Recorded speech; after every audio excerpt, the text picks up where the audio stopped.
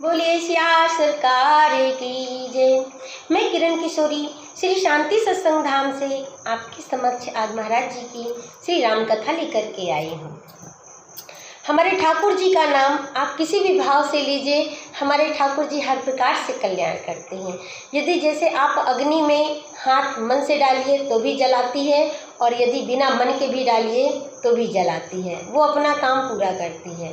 तो आप भाव से कुभाव से जैसे बन सके, चाहे पड़ोसी को दिखा दिखा के भी माला कीजिए तो भी मेरे ठाकुर जी कल्याण कर देते हैं। तो पूज्यपाद तुलसीदास जी कहते हैं क्या कि भाव कुभाव अनखे आलस हो, और नाम जपत मंगल दिसि दस हो। भाव कुभाव अनखे आलस हो, और नाम जपत मंगल दिसि दस हो।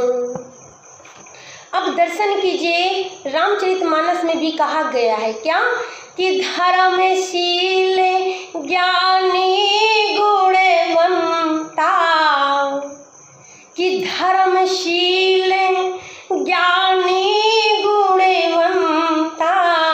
आप देखिए, क्या हमारे राजा दशरथ चक्रवर्ती सम्राट धर्मशील ज्ञानी गुणवंता, वो भी तो धर्मशील हैं, लेकिन फिर भी उनको मनु जी के रूप में 23,000 वर्ष तक तप करना पड़ा। कितना? 23,000 वर्ष तक तप करना पड़ा, तब जाकर के राम जी का दर्शन हुआ।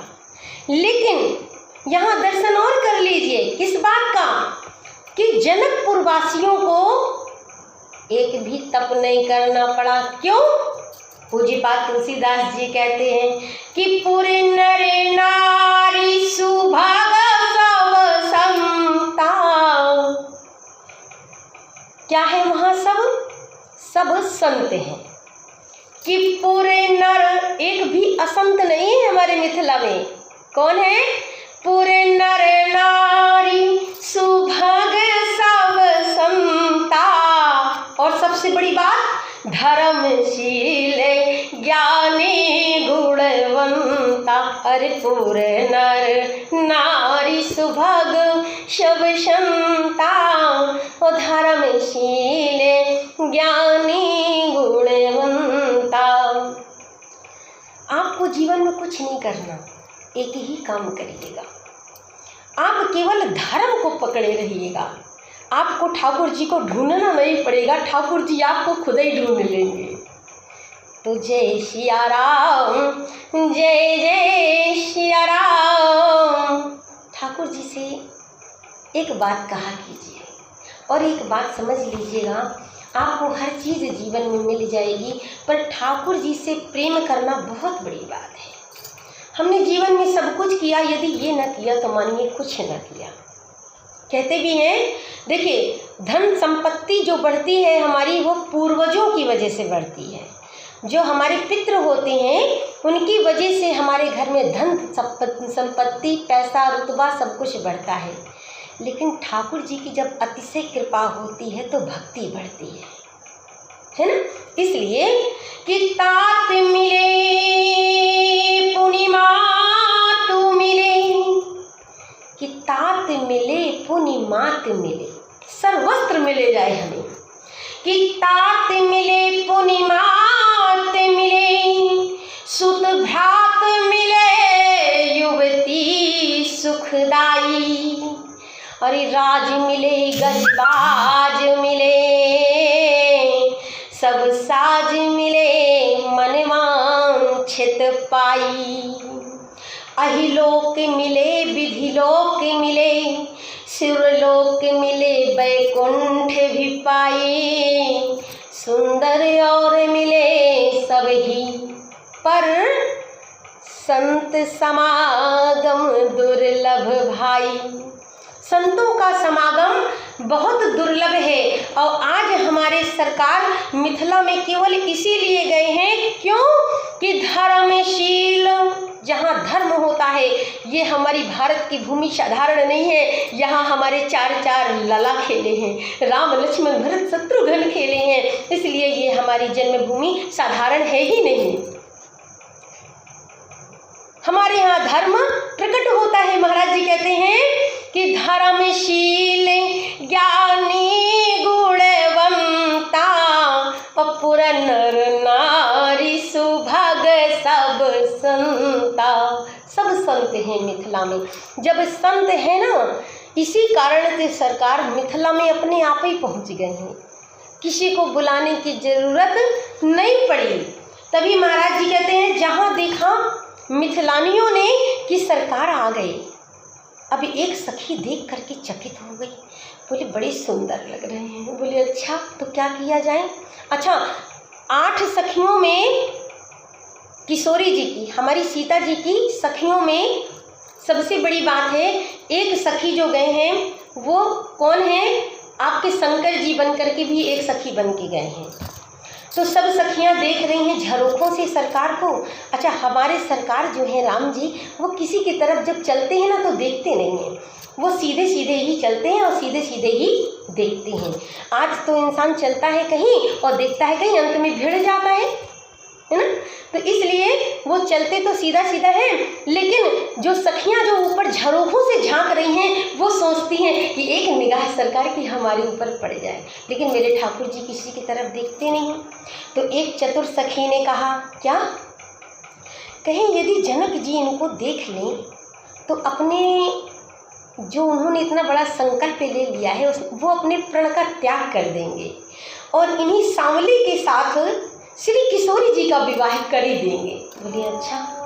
बोले ये ऊपर नहीं देखते हैं। तो एक सखी बोली कि ना हो तो एक मोती थोड़ा सा ऊपर से डाल दो, जब पड़ेगी सामने सर में पड़ेगी थोड़ी सी तो ये ऊपर की तरफ देखेंगे तो हमें इनका मुखारबिंद का दर्शन हो जाएगा। दूसरी बोली कि कुछ आभूषण ही डाल दो। अरे तीसरी सखी ने कहा क्या, बोले ये चक्रवर्ती सम्राट के लला हैं, न ये तो सोने से रीझेंगे, न ये चांदी से रीझेंगे, न ये हीरा मोती से रीझेंगे।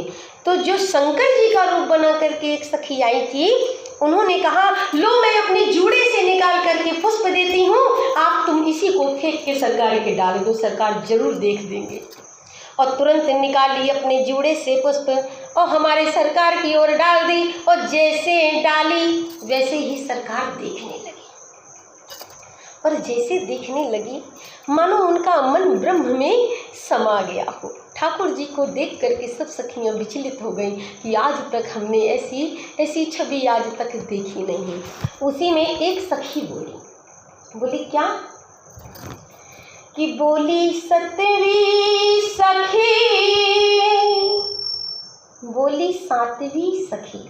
ये 6 सखियां तो अपनी आपस में बात कर चुकी थीं, ये 7वीं सखी थी। क्या बोली कि बोली सतवीं सखी, राम को देख कर रच दिए हैं विधाता ने जोड़ी सुघर। अच्छा तो दूसरी बोली क्या, तो धनुष कैसे तोड़ेंगे। ये इतने सी ये बाले इतने हल्की उम्र की लग रही हैं, ये इतना बड़ा कार्य मिथिला में कर पाएंगे या नहीं कर पाएंगे। पर धनुष कैसे तोड़ेंगे है ये बारे कुंवर, मन में शंका बनी रह गई। बोली सतवीं सखी, राम को देख कर रच दिए हैं विधाता ने जोड़ी सुघर, पर धनुष कैसे तोड़ेंगे है ये बारे कुंवर, मन में शंका बनी रह गई। अच्छा जो 8वीं सखी थी ये शंकर जी का रूप बना करके आई थी। इसने क्या कहा, बोली 8वीं सखी, राम को देख कर क्या, बोली आठवीं सखी देख छोटन में है, पर चमत्कार इनका तू नहीं जानती। बोले अच्छा क्या चमत्कार किया है इन्होंने मिथिला में? एक ही बाण में एक ही बाण में ताड़का राक्षसी, उठ सकी ना पड़ी थी पड़ी रह गई।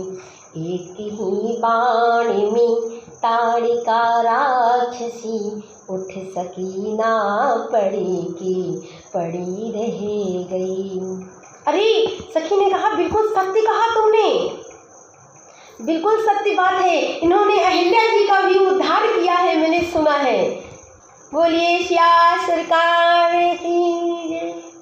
आगे का प्रसंग मेरा इसी तरह चलता रहेगा और सभी प्रेमियों को मेरा बहुत बहुत प्रणाम, सबको सादर प्रणाम, क्योंकि सभी लोग इस सत्संग का आनंद ले रहे हैं। इस बात की मुझे बहुत खुशी है और आपका सपोर्ट और सहयोग इस चैनल को चाहिए। और यदि आप मेरे चैनल में नए हैं तो मुझे आप लाइक एवं सब्सक्राइब ज़रूर करिए और लाइक ज़रूर किया कीजिए, जिससे कि मुझे पता चले कि हाँ आपको मेरा प्रसंग आज का अच्छा लगा या कैसा लगा। बोलिए श्या सरकार की जय।